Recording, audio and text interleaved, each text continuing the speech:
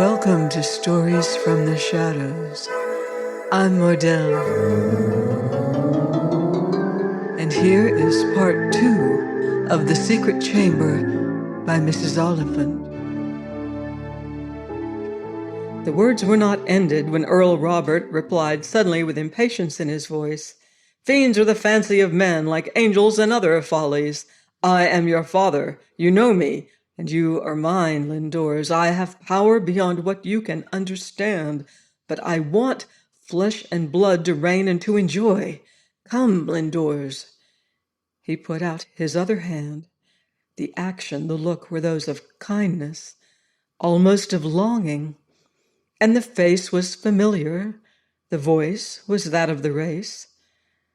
Supernatural. Was it supernatural that this man should live here shut up for ages? And why? And how? Was there any explanation of it? The young man's brain began to reel. He could not tell which was real, the life he had left half an hour ago, or this. He tried to look round him, but could not. His eyes were caught by those other kindred eyes, which seemed to dilate and deepen as he looked at them, and drew him with a strange compulsion. He felt himself yielding, swaying towards the strange being who thus invited him. What might happen if he yielded? And he could not turn away. He could not tear himself from the fascination of those eyes. With a sudden strange impulse, which was half despair and half a bewildering, half-conscious desire to try one potency against another, he thrust forward the cross of the old sword between him and those appealing hands. "In the name of God," he said. Lindors never could tell whether it was that he himself grew faint, and that the dimness of swooning came into his eyes after this violence and strain of emotion, or if it was his spell that worked. But there was an instantaneous change. Everything swam around him for the moment.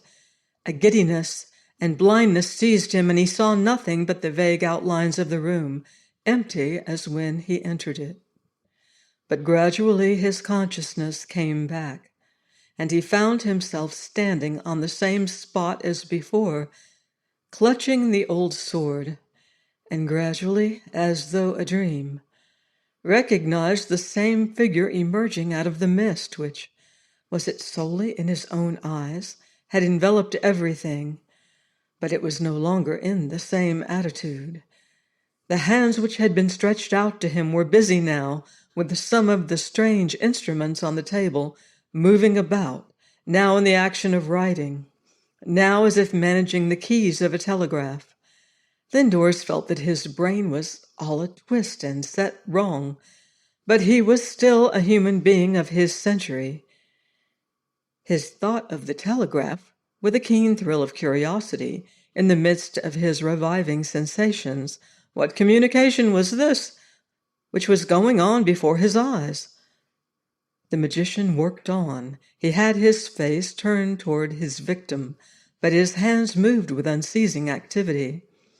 And Lindors, as he grew accustomed to the position, began to weary, to feel like a neglected suitor waiting for an audience, to be wound up to such a strain of feeling, then left to wait, was intolerable. Impatience seized upon him. What circumstances can exist, however horrible, in which a human being will not feel impatience? He made a great many efforts to speak before he could succeed.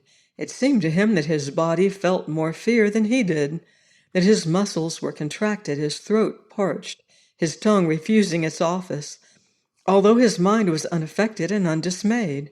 At last he found an utterance in spite of all resistance of his flesh and blood. "Who are you?" he said hoarsely. "You that live here and oppress this house." The vision raised its eyes full upon him, and again with that strange shadow of a smile, mocking yet not unkind. "Do you remember me?" he said, "on your journey here?" That was a delusion. The young man gasped for breath. More like that you are a delusion. You have lasted but 1 in 20 years, and I. For centuries. How for centuries, and why? Answer me, are you man or demon? Cried Lindors, tearing the words as he felt out of his own throat. Are you living or dead? The magician looked at him with the same intense gaze as before. Be on my side, and you shall know everything, Lindors. I want one of my own race. Others I could have in plenty, but I want you, a Randolph. Dead? Do I seem dead? You shall have everything, more than dreams can give, if you will be on my side. Can he give what he has not? Was the thought that ran through the mind of Lindors, but he could not speak it. Something that choked and stifled him was in his throat. Can I give what I have not? I have everything. Power, the only thing worth having. And you shall have more than power, for you are young, my son. Lindors. To argue was natural and gave the young man strength. In this life, he said, here, what is all your power worth? Here, to sit for ages and make a race unhappy? A momentary convulsion came across the still face. You scorn me, he cried with an appearance of emotion, because you do not understand how I move the world. Power, 'tis more than fancy can grasp, and you shall have it, said the wizard with what looked like a show of enthusiasm. He seemed to come nearer, to grow larger. He put forth his hand again, this time so close that it seemed impossible to escape. And a crowd of wishes seemed to rush upon the mind of Lindors. What harm to try if this might be true? To try what it meant? Perhaps nothing, delusions, vain show, and then there could be no harm, or perhaps there was knowledge to be had, which was power. Try. The air buzzed about him. The room seemed full of voices urging him. His bodily frame rose into a tremendous whirl of excitement. His veins seemed to swell to bursting. His lips seemed to force a yes in spite of him, quivering as they came apart. The hiss of the S seemed in his ears. He changed it into the name, which was a spell too, and cried, Help me, God! Not knowing why. Then there came another pause. He felt as if he had been dropped from something that had held him, and had fallen and was faint. The excitement had been more than he could bear. Once more, everything swam around him, and he did not know where he was. Had he escaped altogether? Was the first waking wonder of consciousness in his mind. But when he could think and see again, he was still in the same spot, surrounded by the old curtains and the carved panels, but alone. He felt, too, that he was able to move. But the strangest dual consciousness was in him throughout all the rest of his trial. His body felt to him as a frightened horse feels to a traveler at night. A thing separate from him, more frightened than he was, starting aside at every step, seeing more than its master. His limbs shook with fear and weakness, almost refusing to obey the action of his will, trembling under him with jerks aside when he compelled himself to move. The hair stood upright on his head. Every finger trembled as with palsy. His lips, his eyelids quivered with nervous agitation. But his mind was strong, stimulated to a desperate calm. He dragged himself round the room. He crossed the very spot where the magician had been. All was vacant, silent, clear. Had he vanquished the enemy? This thought came into his mind with an involuntary triumph. The old strain of feeling came back. Such efforts might be produced perhaps only by imagination, by excitement, by delusion. Lindors looked up, by a sudden attraction, he could not tell what. The blood suddenly froze in his veins that had been so boiling and fermenting. Someone was looking at him from the old mirror on the wall. A face, not human and lifelike, like that of the inhabitant of this place, but ghostly and terrible, like one of the dead. And while he looked, a crowd of other faces came behind, all looking at him, some mournfully, some with a menace in their terrible eyes. The mirror did not change, but within its small dim space seemed to contain an innumerable company, crowded above and below, all with one gaze at him. His lips dropped apart with a gasp of horror. More and more and more. He was standing close by the table when this crowd came. Then all at once there was laid upon him a cold hand. He turned. Close to his side, brushing him with his robe, holding him fast by the arm, sat Earl Robert in his great chair. A shriek came from the young man's lips. He seemed to hear it echoing away into unfathomable distance. The cold touch penetrated to his very soul. "Do you try spells upon me, Lindors? That is a tool of the past. You shall have something better to work with. And are you so sure of whom you call upon, if there is such a one? Why should he help you, who never called on him before?" Lindors could not tell if these words were spoken. It was a communication rapid as thoughts in the mind. And he felt as if something answered that was not at all himself. He seemed to stand passive and hear the argument. Does God reckon with man in trouble, whether he has ever called to him before? I call now. Now he felt it was himself that said, "Go, evil spirit, go, dead and cursed, go in the name of God." He felt himself flung violently against the wall. A faint laugh, stifled in the throat, and followed by a groan, rolled round the room. The old curtains seemed to open here and there and flutter, as if with comings and goings. Lindors leaned with his back against the wall, and all his senses restored to him. He felt blood trickle down his neck. And in this contact once more with the physical, his body, in its madness of fright, grew manageable. For the first time he felt wholly master of himself. Though the magician was standing in his place, a great, majestic, appalling figure, he did not shrink.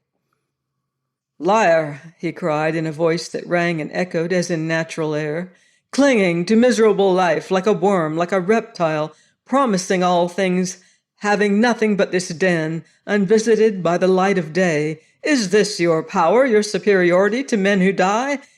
Is it for this that you oppress a race and make a house unhappy? I vow in God's name, your reign is over. You and your secret shall last no more." There was no reply, but Lindors felt his terrible ancestor's eyes, getting once more that mesmeric mastery over him, which had already almost overcome his powers. He must withdraw his own or perish. He had a human horror of turning his back upon that watchful adversary. To face him seemed the only safety, but to face him was to be conquered. Slowly, with a pang indescribable, he tore himself from that gaze. It seemed to drag his eyes out of their sockets, his heart out of his bosom. Resolutely, with the daring of desperation, he turned round to the spot where he entered, the spot where no door was, hearing already in anticipation the step after him, feeling the grip that would crush and smother his exhausted life, but too desperate to care.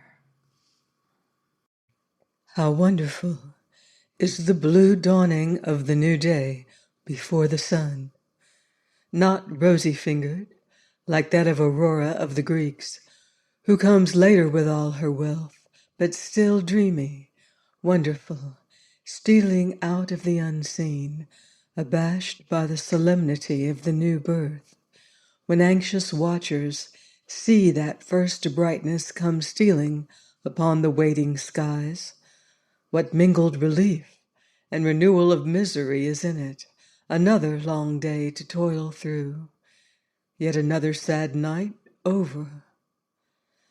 Lord Gowrie sat among the dust and cobwebs, his lamp flaring idly into the blue morning.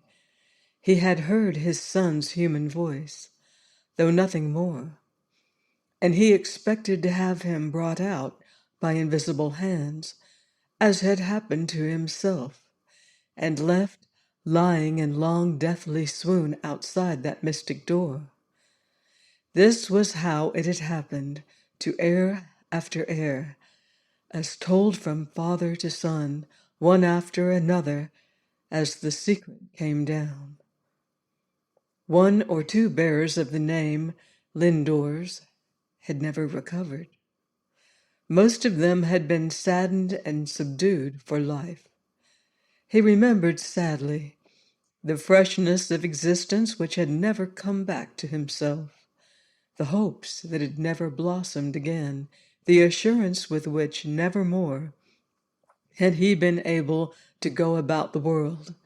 And now his son would be as himself, the glory gone out of his living, his ambitions, his aspirations wrecked. He had not been endowed as his boy was. He had been a plain, honest man and nothing more. But experience and life had given him wisdom enough to smile by times at the coquetries of mind in which Lindors indulged.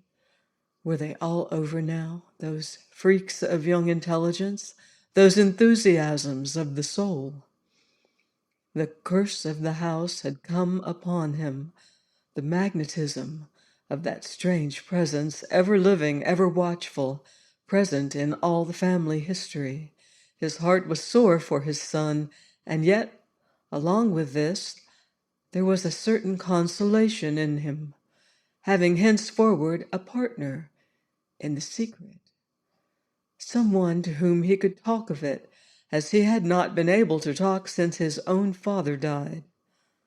Almost all the mental struggles which Gowrie had known had been connected with this mystery, and he had been obliged to hide them in his bosom, to conceal him even when they rent him in two.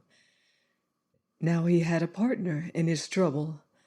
This was what he was thinking as he sat through the night. How slowly the moments passed.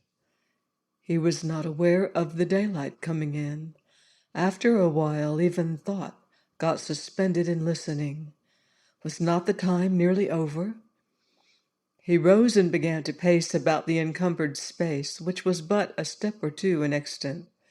There was an old cupboard in the wall, in which there were restoratives, pungent essences and cordials, and fresh water, which he himself had brought.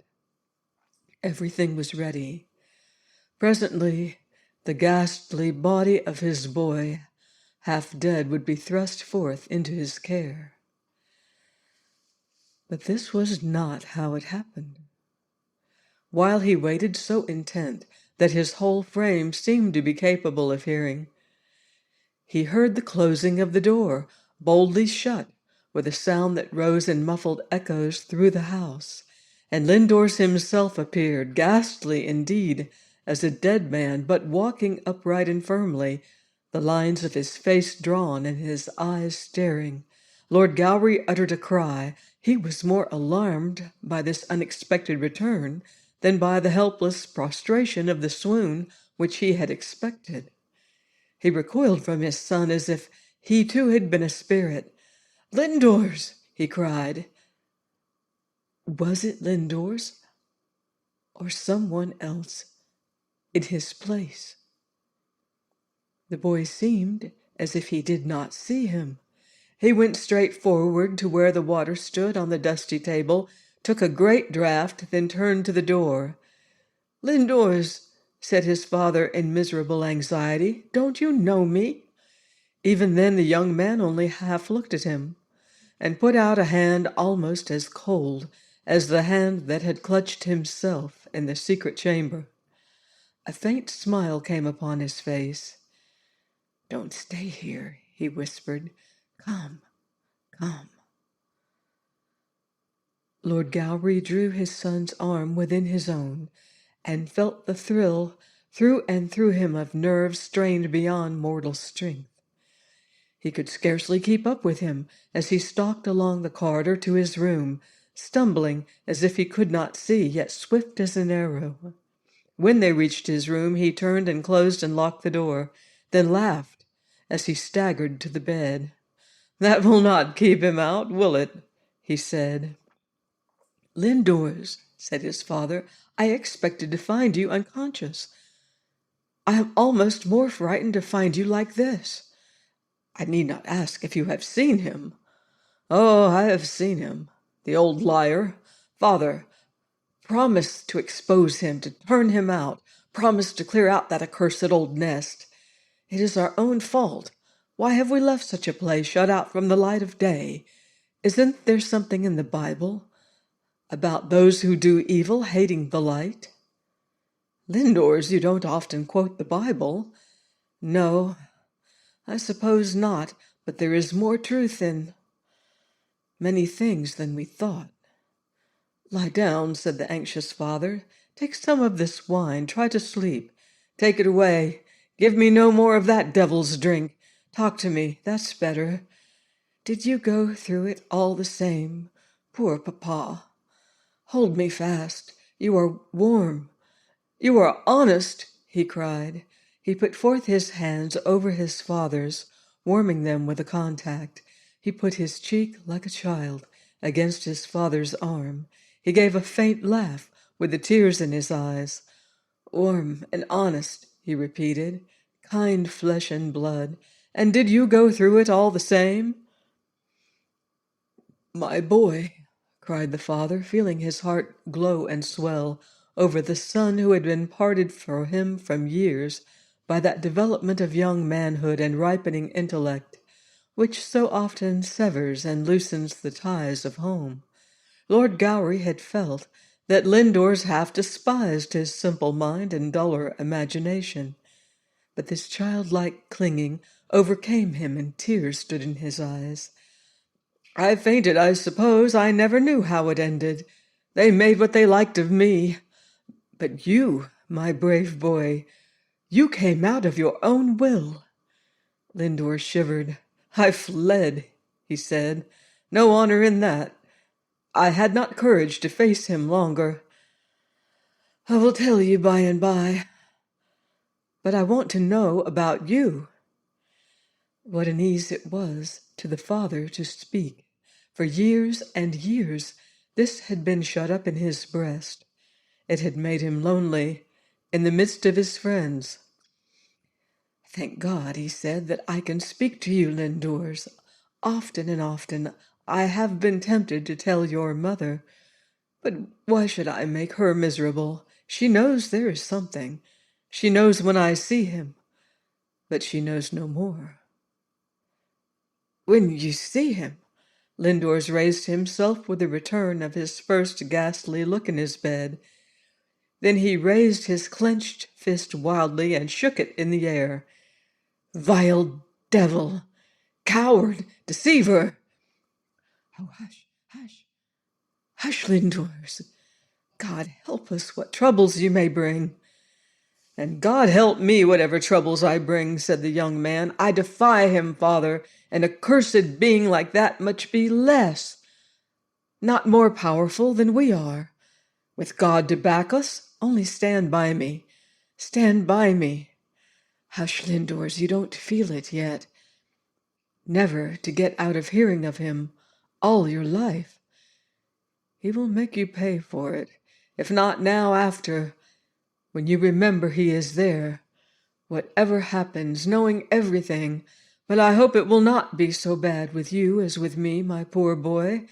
God help you indeed if it is, for you have more imagination and more mind. I'm able to forget him sometimes, when I am occupied, when in the hunting field going across country, but you're not a hunting man. My poor boy," said Lord Gowrie, with a curious mixture of a regret which was less serious than the other. Then he lowered his voice. Lindors, this is what happened to me since the moment I gave him my hand. I did not give him my hand. You did not give him your hand? God bless you, my boy. You stood out, he cried with tears again rushing to his eyes. And they say, but I don't know if there is any truth in it. Lord Gowrie got up from his son's side and walked up and down with excited steps. If there should be truth in it. Many people think the whole thing is a fancy, but if there should be truth in it, Lindors. In what, Father? They say, if he is once resisted, his power is broken, once refused. You could stand against him, you! Forgive me, my boy, as I hope God will forgive me, to have thought so little of his best gifts, cried Lord Gowrie, coming back with wet eyes and stooping. He kissed his son's hand. I thought you would be more shaken by being more mind than body, he said humbly. I thought if I could but have saved you from the trial. And you are the conqueror. Am I the conqueror? I think all my bones are broken, Father, out of their sockets, said the young man in a low voice. I think I shall go to sleep. Yes, rest, my boy. It is the best thing for you, said the father, though with a pang of momentary disappointment. Lindors fell back upon the pillow. He was so pale that there were moments when the anxious watcher thought him not sleeping, but dead. He put his hand out feebly and grasped his father's hand.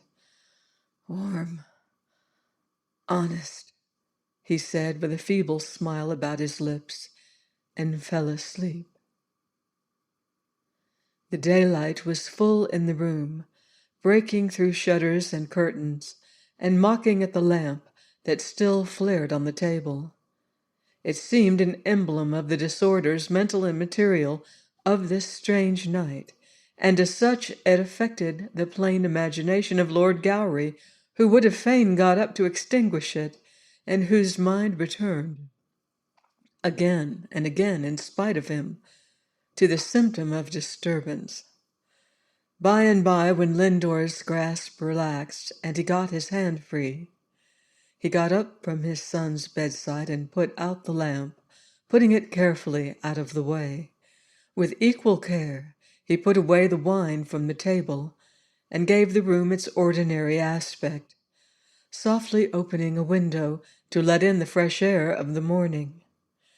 The park lay fresh in the early sunshine, still except for the twittering of the birds, refreshed with dews and shining in that soft radiance of the morning, which is over before mortal cares are stirring.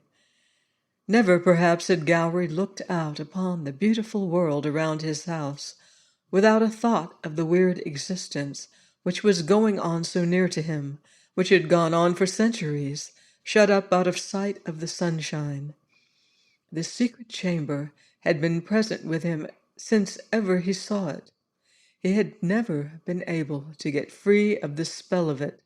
He had felt himself watched, surrounded, spied upon, day after day, since he was the age of Lindors, and that was 30 years ago. He turned it all over in his mind as he stood there and his son slept. It had been on his lips to tell it all to his boy, who had now come to inherit the enlightenment of his race. And it was a disappointment to him to have it all forced back again, and silence imposed upon him once more. Would he care to hear it when he woke? Would he not rather, as Lord Gowrie remembered to have done himself, thrust the thought as far away as he could from him, and endeavor to forget for the moment, until the time came when he would not be permitted to forget? He had been like that himself, he recollected now. He had not wished to hear his own father's tale. I remember, he said to himself. I remember, turning over everything in his mind. If Lindors might only be willing to hear the story when he woke. Then he himself had not been willing when he was Lindors, and he could understand his son and could not blame him, but it would be a disappointment. He was thinking this when he heard Lindor's voice calling him. He went back hastily to his bedside. It was strange to see him in his evening dress, with his worn face, in the fresh light of the morning, which poured in at every crevice. "Does my mother know?" said Lindors. "What will she think?" "She knows something. She knows you have some trial to go through. Most likely she will be praying for us both. That's the way of women," said Lord Gowry with the tremulous tenderness which comes into a man's voice sometimes when he speaks of a good wife. "I'll go and ease her mind and tell her all is well over." "Not yet. Tell me first," said the young man, putting his hand upon his father's arm. What an ease it was! "I was not so good to my father," he thought to himself, with sudden penitence for the long past, long forgotten fault, which indeed he had never realized as a fault before. And then he told his son what had been the story of his life, how he had scarcely ever sat alone without feeling from some corner of the room, from behind some curtain, those eyes upon him, and how in the difficulties of his life that secret inhabitant of the house had been present, sitting by him and advising him. Whenever there has been anything to do, when there has been a question between two ways, all in a moment I have seen him by me. I feel when he is coming. It does not matter where I am, here or anywhere. As soon as ever there is a question of family business, always he persuades me to the wrong way, Lindors. Sometimes I yield to him. How can I help it? He makes everything so clear. He makes wrong seem right. If I have done unjust things in my day, you have not, father. I have. There were those Highland people I turned out. I did not mean to do it, Lindors, but he showed me that it would be better for the family. And my poor sister, that married Tweedside and was wretched all her life. It was his doing that marriage. He said she would be rich, and so she was. Poor thing, and died of it. And old McAllister's lease. Lindors, when there's any business. It makes my heart sick. I know he will come and advise wrong and tell me something I will repent after.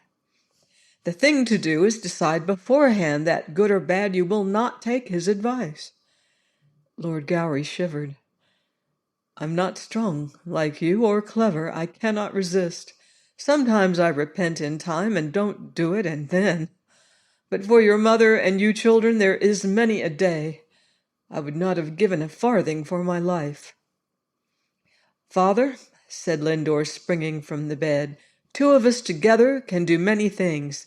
Give me your word to clear out this cursed den of darkness this very day. Lindors, hush, hush, for the sake of heaven. I will not, for the sake of heaven. Throw it open. Let everybody who likes see it. Make an end of the secret. Pull down everything, curtains, walls. What do you say? Sprinkle holy water. Are you laughing at me? I did not speak, said Earl Gowry, growing very pale and grasping his son's arm with both his hands. Hush, boy.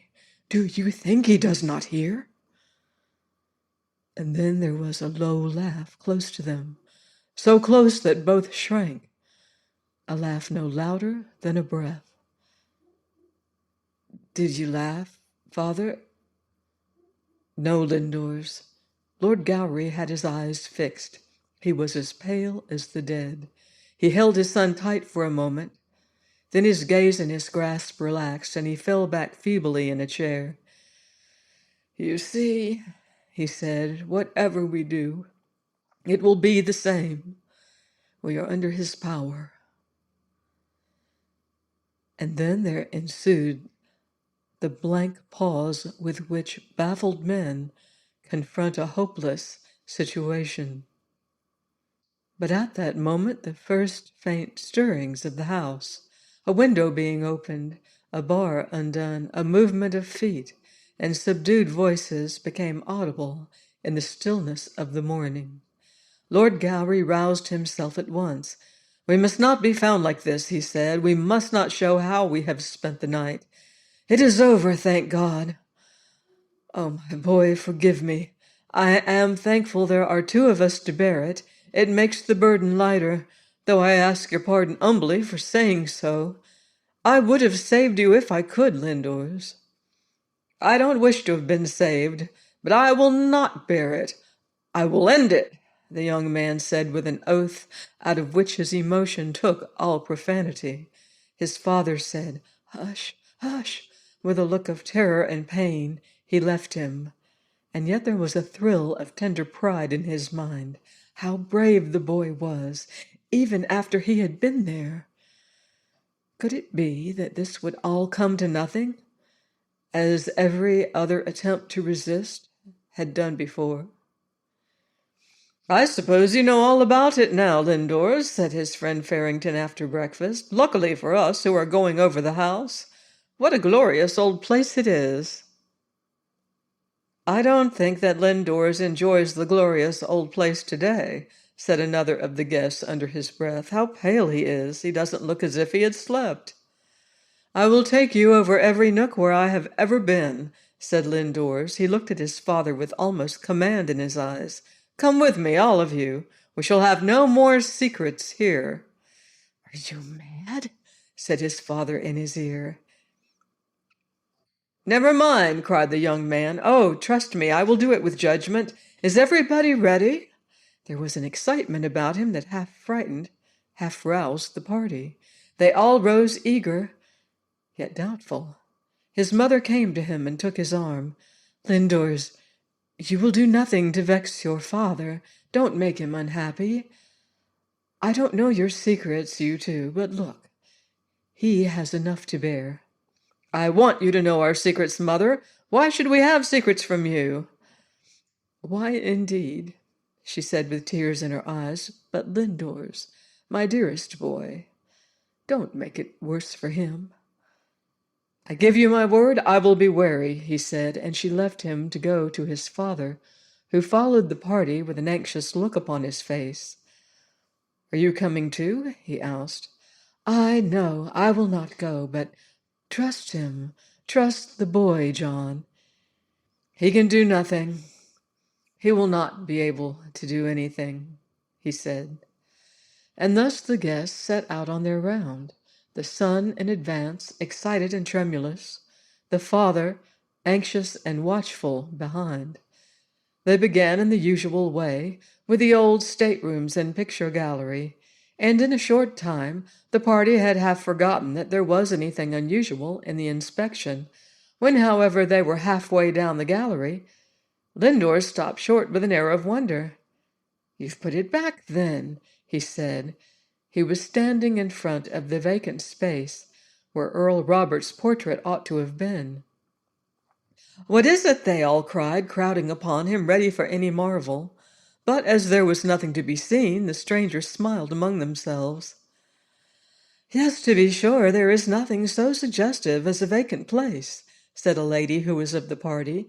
"Whose portrait ought to be there, Lord Lindors?" He looked at his father, who made a slight assenting gesture, then shook his head drearily. "Who put it there?" Lindors said in a whisper. "It is not there, but you and I see it," said Lord Gowry with a sigh. Then the strangers perceived that something had moved the father and the son, and notwithstanding their eager curiosity, obeyed the dictates of politeness and dispersed into groups looking at the other pictures. Lindors set his teeth and clenched his hands. Fury was growing upon him, not the awe that filled his father's mind.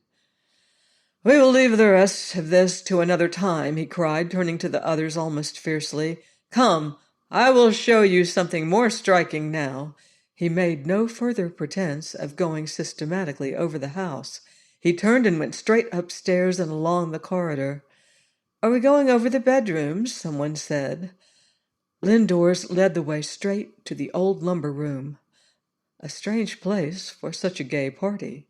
The ladies drew their dresses about them. There was not room for half of them. Those who could get in began to handle the strange things that lay about, touching them with dainty fingers, exclaiming how dusty they were. The window was half blocked up by old armor and rusty weapons, but this did not hinder the full summer daylight from penetrating in a flood of light. Lindores went in with fiery determination on his face. He went straight to the wall as if he would go through, then paused with a blank gaze. "Where's the door?" he said. "You are forgetting yourself," said Lord Gowrie, speaking over the heads of the others. "Lindores, you know very well there was never any door there. The wall is very thick. You can see by the depth of the window there is no door there." The young man felt it over with his hand. The wall was smooth and covered with the dust of ages. With a groan he turned away. At this moment, a suppressed laugh, low yet distinct, sounded close by him. "You laughed," he said fiercely to Farrington, striking his hand upon his shoulder. "I laughed? Nothing was farther from my thoughts," said his friend, who was curiously examining something that lay upon an old carved chair. "Look here, what a wonderful sword, cross-hilted. Is it an Andrea? What's the matter, Lindores?" Lindores had seized it from his hands, and he dashed it against the wall with a suppressed oath. The 2 or 3 people in the room stood aghast. "Lindores," said his father in a tone of warning. The young man dropped the useless weapon with a groan. "Then God help us," he said, "but I will find another way." "There is a very interesting room close by," said Lord Gowrie hastily. "This way. Lindores has been put out by some changes that have been made without his knowledge," he said calmly. "You must not mind him. He is disappointed. He is perhaps too much accustomed to have his own way." But Lord Gowrie knew that no one believed him. He took them to the adjoining room and told them some easy story of an apparition that was supposed to haunt it. "Have you ever seen it?" the guest said, pretending interest. "Not I, but we don't mind ghosts in this house," he answered with a smile. And then they resumed their round of the old noble mystic house. I cannot tell the reader what young Lindores has done to carry out his pledged word and redeem his family. It may not be known, perhaps, for another generation. And it will not be for me to write that concluding chapter. But when, in the ripeness of time, it can be narrated, no one will say that the mystery of Gowrie Castle has been a vulgar horror, though there are some who are disposed to think so now. Join me next week on Stories from the Shadows for another spine-tingling tale of the unseen and the unknown. Till then, I wouldn't blame you if you leave the lights on.